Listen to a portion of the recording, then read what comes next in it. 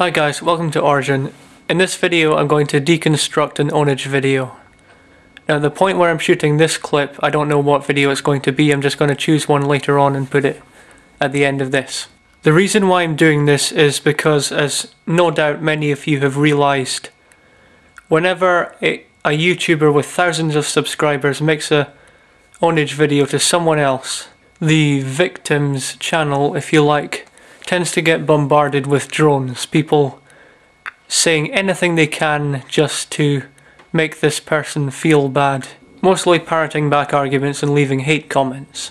But the point of this video series is to get people to the point where they can see through all of the tricks, so that they can actually analyse the arguments instead of just being swayed by the very subtle tricks which most people tend to use when they make Ownage videos. So, enjoy, I guess. Okay, so since the point of this series is to discourage drone-like behaviour, I think it's important that we choose someone with whom this problem is particularly bad. Who better than the amazing atheist? Now I should probably explain at this time, you know my history with TJ. You know that some of you may know the video I made to him. I consider myself cool with him now. I don't want anyone to get the idea that I'm singling him out just because I have some kind of grudge against him or something, because I don't. I'm cool with him now. Okay? Enough said. Let's move on. I am a douchebag. You all know this. There's no hiding it. There's no denying it. It's just the truth. But I try not to be. I try really hard, especially here on YouTube. I don't want people to think of me that way. And for that reason, along with many others, I kind of gave up the Ownage videos a long time ago. That motivational poster had it right. Arguing on the internet is like competing in the Special Olympics. Even if you win, you're still a retard, so why bother? But you know what? There's something in my nature that just makes me have to do this. And even if there wasn't, I would still have to do it in this case. This little piggy went to market, and this little piggy stayed home. And this little piggy had roast beef, and this little piggy had none. And this little piggy says, "Your ass is mine, night vision phantom," slathered in fucking Ownage gravy. Okay, so essentially what's being said in this clip is that Night Vision Phantom's video to TJ provoked TJ to make this video. It's quite that simple. But the way in particular in which this clip was presented could have an effect on people watching it. Now what do I mean by this? Well, people could take a look at this clip and think, oh, this video's so stupid that TJ had to respond, he had no choice, you know, stuff like that.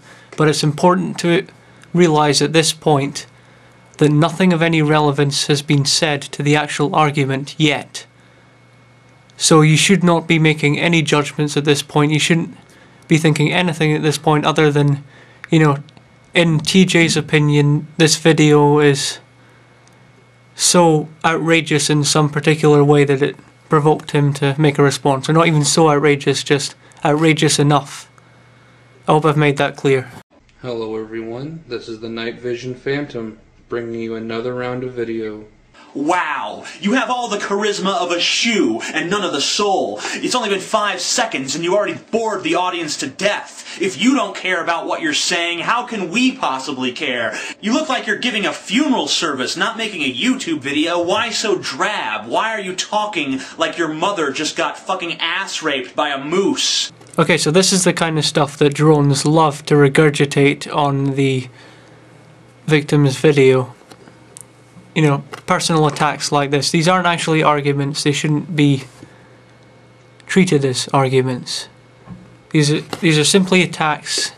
You know, take them for what they are. Don't let them influence your opinion in any way. These are just TJ's opinions. Okay? I may be saying stuff in this video that's quite obvious to quite a lot of people, but I'm not taking any chances here. I'll be as anal as I need to be to get the point across.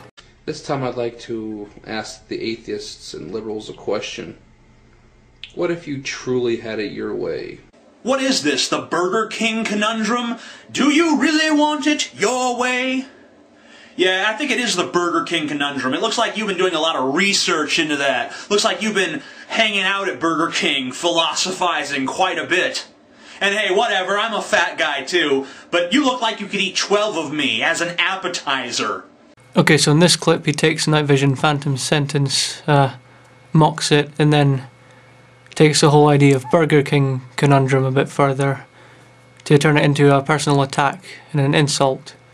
Obviously, again, no argument.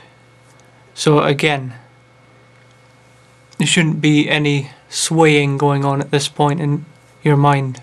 Do you really think the world would be a much better place? If we lived in a world where people weren't superstitious and the society took care of its citizens, do I think the world would be a better place? Huh, that's a tough one. Yeah, I kinda do. I kinda do think that, honestly. Strange, I know. That sounds fucking weird to you. I know that must seem quite bizarre to think that, hey, when we don't believe in fairy tales and we take care of each other, the world's a better place. Go fucking figure, right? So TJ makes the following points. Atheism without superstition, and liberalism, the world takes care of its citizens.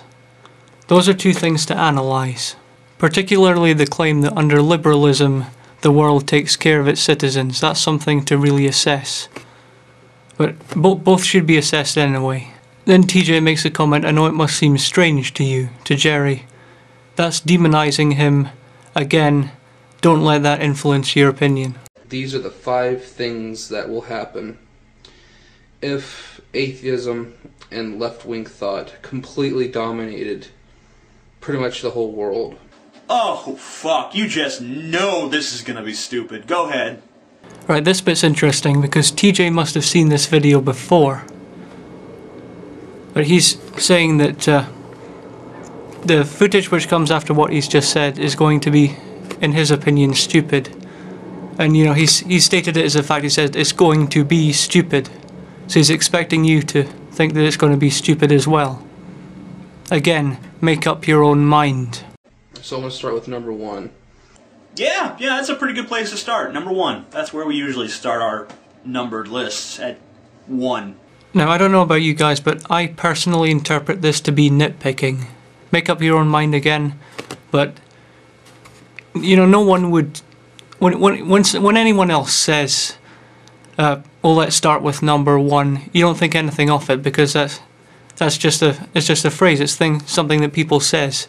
But TJ is is using this to demonize him again. Again, don't fall for it. Don't let it influence your opinions. Yeah. The first thing that I want to mention regarding what would happen if atheism / left-wing thought completely ruled the world would be preteen and early teen pregnancy rates would skyrocket. Does Jerry provide any evidence or rationale to connect the idea to the conclusion? Wrong! The teen pregnancy rate in the United States is 5 times that of the Netherlands, 4 times that of Germany, and 3 times that of France. Right, first of all, the wrong is a subtle demonization act again. But more importantly, where did TJ get his statistics? You have to think about that. Does he provide the link to the statistics in the side? If not, you have to go find them yourself and verify them. How is it that teenage girls from these godless socialist countries manage to get pregnant at a far lesser rate than our good old God-fearing American girls? That's a very good question, TJ. At this point, what I'd do is pause the video and think about how I'd answer that question. And I'd then compare it to what TJ has to say. If he said anything I didn't say, then I'd take that into account. But I'd be ready to disagree with him whenever. Superior education for one thing, but more importantly, in these countries, kids aren't treated like props. Here in America, we act like kids are nothing but our problem. We don't look at them as the future leaders of the country. We just look at them as today's little assholes, and we treat them like such, and then we get pissed off when they don't act responsibly. You know what? You treat someone like an irresponsible fuckwit, that's how they're gonna act. You treat a kid as if they're a responsible person, and chances are they will become that fucking person, because people tend to conform to expectations. And in this country, our expectation is that teenage girls are promiscuous little sluts, and teenage boys are fucking, oh, good times, and that's how they fucking act. Right, so here TJ makes a lot of assessments about how kids in America are treated and observations of the same nature, all of these